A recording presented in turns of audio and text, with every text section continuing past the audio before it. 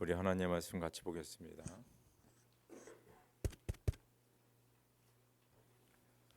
누가복음 6장 43절에서 45절입니다. 우리 한 목소리로 같이 읽겠습니다. 좋은 나무가 나쁜 열매를 맺지 않고 또 나쁜 나무가 좋은 열매를 맺지 않는다. 나무는 각각 그 열매를 보면 안다. 가시나무에서 무화과를 거두어 들이지 못하고 가시덤불에서 포도를 따지 못한다. 선한 사람은 그 마음속에 갈무리에 놓은 선더미에서 선한 것을 내고 악한 사람은 그 마음속에 갈무리에 놓은 악더미에서 악한 것을 낸다. 마음에 가득 찬 것을 입으로 말하는 법이다. 아멘. 네. 성경을 읽으면요, 여러 가지 나무들 또 곡식들에 대해서 얘기가 나옵니다. 그래서 대표적으로 보면 백향목, 영어로는 씨르라고 그러죠. 씨를. 그 다음에 포도나무, 포도나무가 많이 나오죠. 그 다음에 감람나무. 그래서 백향목과 포도나무와 감람나무가 이 성경에 아주 자주 나오는 나무들입니다. 그런데 또 안 좋은 나무도 있습니다. 그것이 바로 가시나무입니다. 가시나무, 가시덤불. 그래서 백향목으로는요, 하나님께서는 예루살렘 성전을 지으라 했습니다. 그래서 레바논에서 그 나무를 해가지고 그 나무를 가지고 예루살렘 성전을 졌어요. 그래서 백향목은 나무 중에 최고로 치는 나무입니다. 가장 귀한 나무입니다. 이제 그 다음에 이제 포도나무가 있죠. 그래서 포도나무는 포도 열매를 맺습니다. 그리고 포도 열매를 통하여서 포도주를 만들게 되죠. 그래서 많은 사람들에게 큰 기쁨을 주는 것이 바로 포도나무입니다. 그다음에 이제 감람나무죠. 감람나무는 영어로 올리브 트리입니다. 올리브 트리. 그리고 올리브 트리에서 올리브 열매가 나오죠. 그래서 열매를 먹기도 하고 또 우리가 뭐 반찬에 사용하기도 하고, 두 번째는 그 올리브 열매로 기름을 짭니다. 그래서 당신은 그 기름으로 등잔을 밝혔습니다. 얼마나 이게 감람나무가 중요합니까? 세 번째로 이 감람나무의 그 올리브 기름은 약재로 사용했습니다. 그래서 우리가 그 선한 사마리아인의 그 비유에 보면 예수님께서 말씀하시는데, 그 선한 사마리아인이 강도 만나 거의 죽게 된 사람을 그 상처를 뭡니까? 기름으로 발라주고 포도주로 씻어줬다, 그런 말이 있습니다. 그래서 여기서 이 기름은 감람나무에서 나는 기름을 이야기하고 있습니다. 근데 이 떨기나무, 가시나무가 있어요. 그래서 성경에 보면요, 이 가시나무에 대해서 상당히 다 부정적으로만 얘기합니다. 사무엘하 23장 6절에 그러나 사악한 자는 다 내어 버리울 가시나무 같으니 이는 손으로 잡을 수 없음이로다. 그렇죠? 가시나무는 저주받은 나무예요. 네? 출애굽기 22장 6절에 불이 나서 가시나무에 미쳐 나갈이나 거두지 못한 곡식이나 전원을 태우면 불러온 자가 반드시 배상할지니라. 그러니까 남의 밭에 불러놓는데 가시나무를 사용한다는 겁니다. 아주 안 된, 나쁜 거죠. 그 다음에 전도서 7장 줄에 보니까 우매자의 웃음소리는 손빛에서 가시나무에 타는 소리와 같으니 이것도 헛되니라. 쓸데없는 말하고 이런 사람들이 가시나무야 아궁이에서 불타는 것 같다, 뭐 이렇게 얘기하는. 그래서 가시나무는 성경에 보면 저주나무, 저주받은 나무. 그래서 나쁜 거 비유를 저게 가시나무를 비유를 드게 됩니다. 그래서 백향목은 성전 짓는데, 포도나무는 열매와 사람들의 즐거움을 주는 포도주를 만들고, 감람나무는 좋은 열매와 기름과 또 상처를 치유하는 데 사용하는 아주 유익한 그런 열매를 맺는 나무들입니다. 그런데 여기에 반전이 있어요. 반전. 우리 가시나무, 가시덤불 다 나쁜 건데, 여러분 하나님께서 모세에게 임재하실 적이 어디에 임재하셨습니까? 백향목에 임재하셨어요? 포도나무에? 감람나무에? 아니에요. 가시덤불. 가시나무도 아니고 그 가시덤불은 뭐냐면 그 가시나무가 너무 드라이해가지고 넘어진 그것이 덤불이 돼가지고 이 사막에 굴러다니는 거가 가시덤불입니다. 거기에 주님께서 임재하셨습니다. 모세가 멀리서 보니까 저기 산에 거기 막 불이 타고 있는데 그게 없어지지가 않는 거예요. 가서 보니까 뭐예요? 가시나무 그 덤불에 불이 타고 있는데 그게 소멸되지가 않는다는 것입니다. 그때 하나님께서 그 가시덤불 안에서 모세야 모세야 모세를 부르십니다. 그리고 모세에게 뭐요? 이스라엘 지금 애굽에 400여 년 동안 지금 노예 생활하고 있는 이스라엘 백성을 구원하라고 사명을 그에게 주십니다. 상당히 큰 의미입니다. 가시덤불 전혀 쓸데없는 나무죠. 거기에 성령께서 하나님이 임하셔서 거기서 모세를 부르시고 모세에게 사명을 주어 그죠? 이스라엘 민족을 이루는 새로운 나라를 세우는 그 역사가 그 가시덤불 거기서 시작이 됐대요. 여러분들 할렐루야. 소망이 있습니다. 가시덤불도 소망이 있다. 쓸데없는 거지만 소망이 있다. 예수를 믿는 저와 여러분들을 좋은 나무 좋은 열매를 맺는 우리 모두가 되기를 주의 이름으로 축원합니다. 우리 좋은 나무에 대해서 먼저 한번 생각해 보도록 하겠습니다. 우리 같이 말씀을 읽겠습니다. 시작. 좋은 나무가 나쁜 열매를 맺지 않고 또 나쁜 나무가 좋은 열매를 맺지 않는다. 나는 참 포도나무여 내 아버지는 농부이시다. 나는 포도나무여 너희는 가지이다.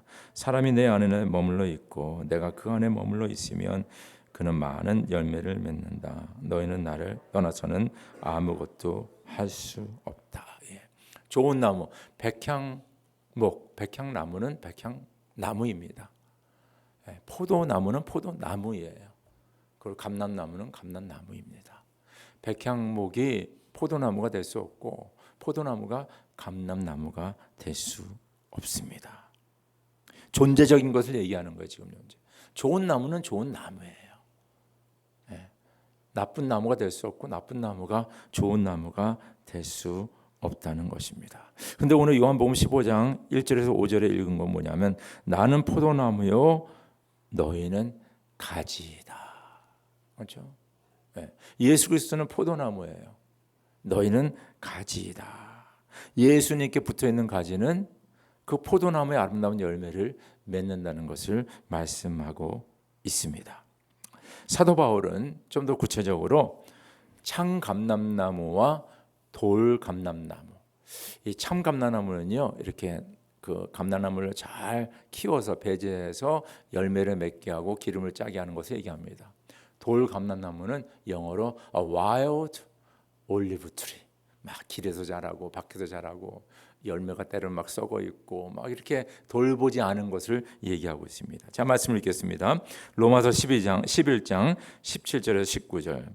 그런데 참 올리브 나무 가지들 가운데서 얼마를 잘라 내시고서 그 자리에다 돌 올리브 나무인 그대를 접붙여 주셨기 때문에 그대가 참 올리브 그렇죠 감람나무죠. 나무의 뿌리에서 올라오는 양분을 함께 받게 된 것이며 그대는 본래의 가지들을 향하여 우쭐대지 말아야 합니다. 비록 그대가 우쭐댈지라도 그대가 뿌리를 지탱하는 것이 아니라 뿌리가 그대를 지탱한다는 것을 명심해야 합니다. 그러므로 본래의 가지가 잘려나간 것은 그 자리에 내가 접붙임을 받게 하려는 것이었다 하고 그대는 말해야 할 것입니다. 이건 뭘 얘기하냐면요. 지금 사도 바울은 그 유대인과 이방인들 그 관계를 좀 얘기하고 있는데 그 유대인들은 본래 참 감람나무 올리브 트리다. 근데 이방인들은 돌 감람나무다 이거예요.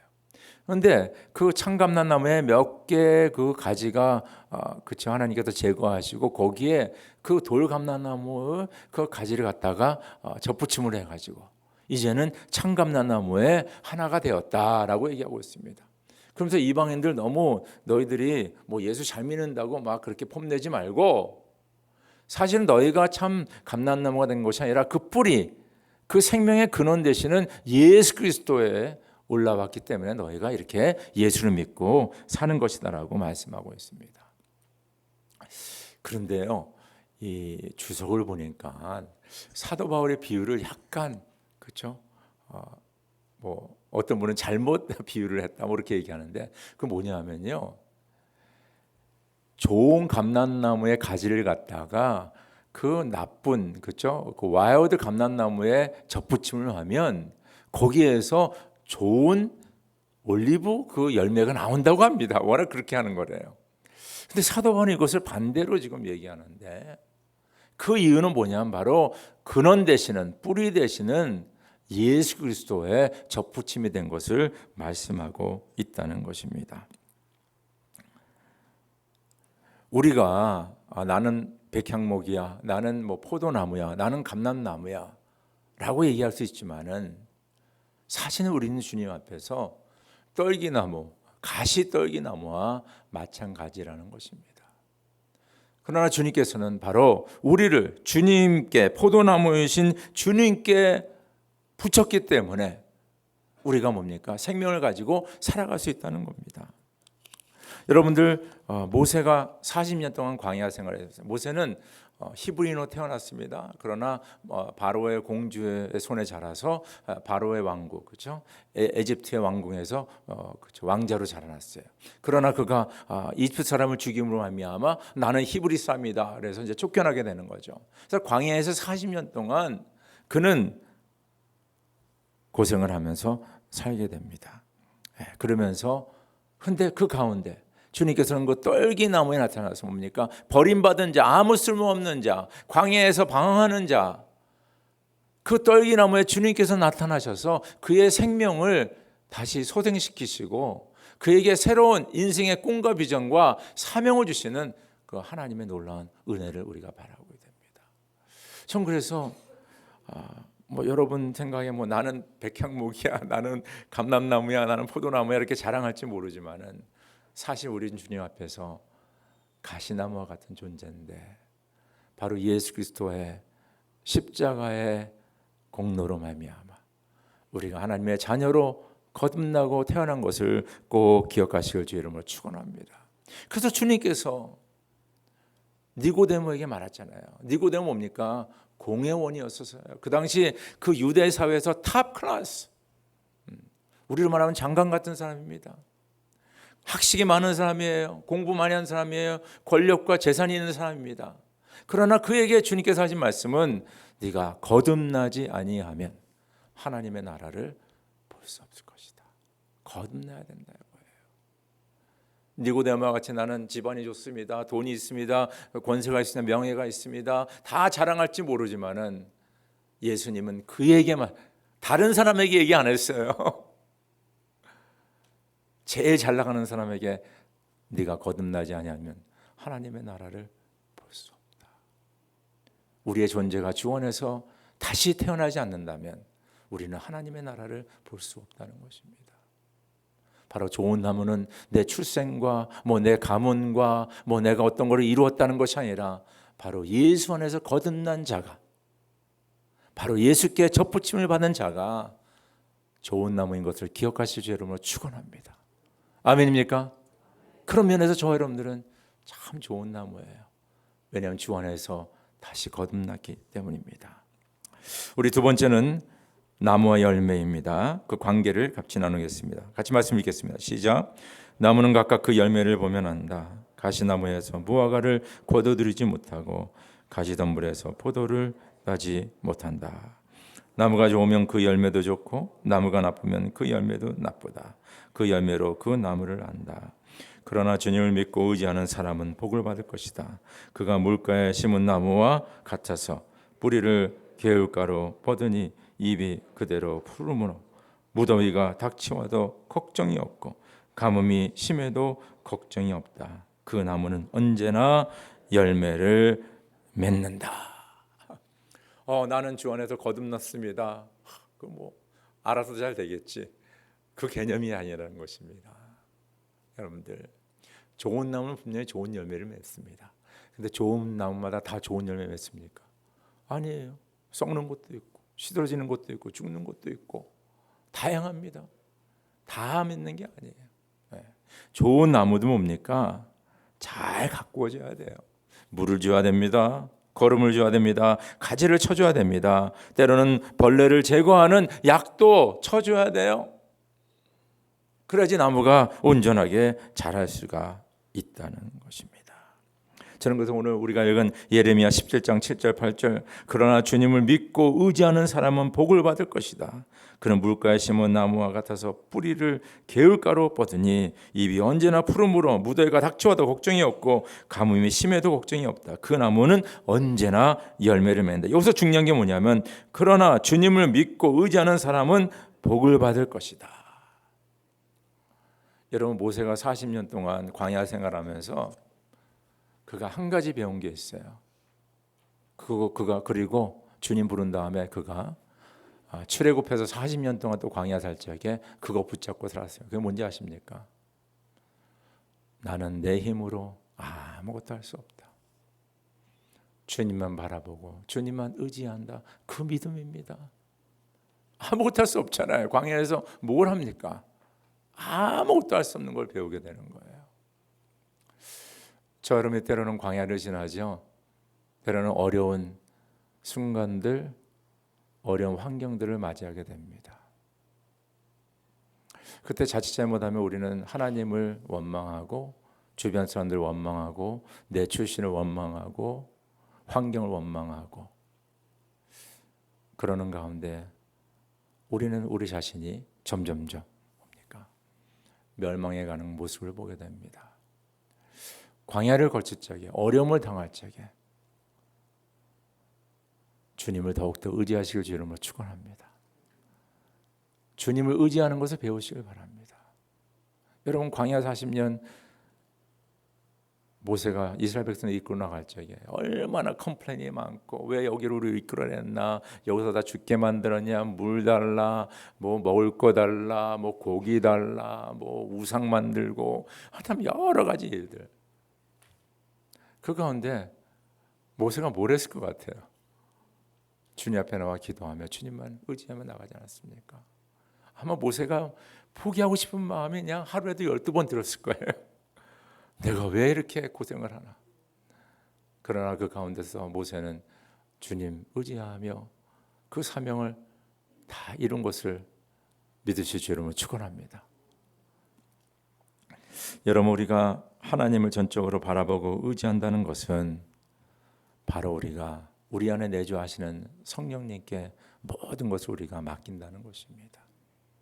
그래서 성경에서 열매를 얘기하는데 무슨 열매를 얘기하냐면 성령의 9가지 열매. 자, 성령의 9가지 열매의 전제 조건은 성령이 내 안에 있어야 되는 겁니다. 할렐루야. 성령이 없으면 성령의 열매 없어요, 여러분들. 없는데 어떻게 열매가 납니까? 두 번째는 뭡니까? 성령이 충만해야 돼요. 내가 왕자에 앉고 성령님은 저 뒷자리에 앉아 있으면 성령의 열매가 나타나지가 않습니다. 그러나 내 삶의 왕자에 성령께서 앉아 계시고 내가 그 성령의 발밑에 무릎 꿇고 있을 적에 그때 뭡니까? 성령 충만함으로 성령의 열매를 맺게 됩니다. 성령의 열매는 사랑과 기쁨과 화평과 인내와 친절과 선함과 신실과 온유와 절제입니다. 이런 것들을 막을 법이 없습니다. 할렐루야. 그러니까 이게 내 삶에 성령 충만하면, 다른 말로 말하면 내가 주님만 바라보고 주님만 의지하며 매일매일 살아갈 적에 주 성령께서 내 삶에 역사하시는데 그때 이 9가지 열매가 주렁주렁 맺히는 하나님의 놀라운 축복이 있는 것을 믿으시기 저는 축원합니다. 여러분들 일상 살면서 주님 의지하세요. 내 안에 계신 성령께 모든 걸 맡기시기 바랍니다.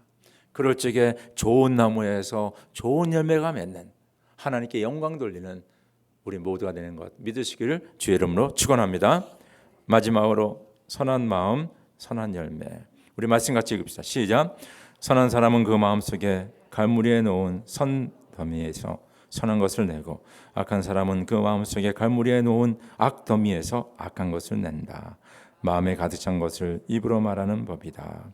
나의 형제자매 여러분, 그러므로 여러분도 그리스도의 몸으로 말미암아 율법에 대해서는 죽임을 당했습니다. 그래서 여러분은 다른 분 곧 죽은 사람들 가운데 살아나신 그분에게 속하게 되었습니다. 그것은 우리가 하나님을 위하여 열매를 맺게 하기 위함입니다. 그렇죠? 우리가 주 안에서 거듭나서 열매를 맺는다. 오늘 말씀 보니까 선한 마음이 가득 차면 선한 일을 하고, 그렇죠? 선한 것을 내고 악한 것이 가득하면 그 마음 속에 악한 것을 낸다. 참 마음에 가득 찬 것을 뭐라 그랬어요? 이로 판단하는 그런 말이 나옵니다. 근데 마음에 진정 주의 성령으로 주의 마음으로 가득 차면요, 좋은 말이 나와요. 남을 축복하고 격려하고 잘 됩니다. 화이팅, 너무 기쁩니다. 이런 말이 잘 나오는 거예요. 할렐루야. 그래서 마음에 선한 것을 가득 세워놓으라 그렇게 얘기하고 있습니다. 그래서 잠언의 4장 23절에 모두 지킬 만한 것 중에 더욱 뭐래요? 내 마음을 지켜라. 내 마음을 지켜라. 그러면서 잠언 4장 24절에서 26절에 내 마음을 지켜야 되는데 세 가지를 얘기합니다. 왜곡된 말을 내 입에서 없애버리고 속이는 말을 내 입술에서 멀리하여라. 입술을 얘기하고 있습니다. 마음을 지키는데 내 입술 말을 조심하라. 두 번째, 눈으로는 앞만 똑바로 보고 시선은 앞으로만 곧게 두어라. 눈을 얘기합니다. 처음에는 입을 얘기하고 눈. 그러니까 저 이런 데 보는 것을 뭡니까? 다른 데 보지 말고 주님만 바라보라고 말씀하고 있습니다. 세 번째는 발로 디딜 곳을 잘 살펴라. 내 모든 길이 안전할 것이다. 발을 얘기합니다. 어디를 가는지, 내가 지금 어디를 향하고 있는지, 말하는 거하고 보는 거하고 어디 가는 거하고 내 마음하고 무슨 상관이 있지? 근데 오늘 뭡니까? 잠언에서는 그 얘기를 하는 거예요. 내가 말하는 것과 내가 보는 것과 내가 가는 곳이 내 마음과 직접적으로 연관이 있다는 것입니다. 어쩌면 보면 내 마음에 있는 것이 밖으로 표현되기도 하고 내가 밖에서 행하는 것들이 내 마음에 쌓이기도 한다는 것입니다. 그래서 여러분들이 아주 이상한 말들 많이 하면요, 그 마음에 그런 것들이 막 쌓이는 거예요. 이상한 거 많이 보면 그것이 쌓이게 됩니다. 이상한 데 많이 다니면 그것이 내 마음에 가득 쌓여서 이것이 나중에 밖으로 표현되게 되고 우리 삶에 나타나는 것을 말씀하고 있습니다. 두 번째, 오늘 말씀에서 뭡니까? 우리가 마음을 지켜야 되는데 또한 우리의 안에 있는 나쁜 것들을 내려놔야 됩니다. 우리 빌립보서 3장 7절 9절, 또한 모든 것을 해로 여김은 내 주 그리스도 예수를 아는 지식이 가장 고상함을 인함이라. 내가 그를 위하여 모든 것을 잃어버리고 배설물로 여김은 그리스도를 얻고 그 안에서 발견되려 함이니 내가 가진 의는 율법에서 난 것이 아니 오직 그리스도를 믿음으로 말미암은 것이니 곧 믿음으로 하나님께로서 난 의라. 사도 바울은 자기가 가진 것을 버리는 거예요. 내가 가장 귀하게 여겼다는 지식과 물질과 명예와 이런 것들을 내가 다 버리는데 배설물로 여기고, 왜냐하면 내가 더 고상하고 더 귀한 주님을 더욱더 알기 위하여서, 그것을 더 내 마음에 채우기 위하여서. 빌립보서 2장 5절 8절에 너희 안에 이 마음을 품어라. 곧 그리스도 예수의 마음이니 그는 근본 하나님의 본체시나 하나님과 동등됨을 취할 것을 여기지 아니하시고 오히려 자기를 비워 종의 형체를 가지사. 예수의 마음으로 채우는데 겸손하고 주님같이 밑으로 내려가는 그런 삶을 살 적에 우리의 삶 속에 우리의 마음에 뭡니까? 주님으로 가득 채워진다는 것입니다. 오늘 중요한 말씀입니다. 내 마음에서 모든 것이 나오게 되는데 내가 말하는 것, 보는 것, 가는 것, 여러분들 성찰하시기 바랍니다. 조심하시기 바랍니다. 나쁘면 끊으시기 바랍니다.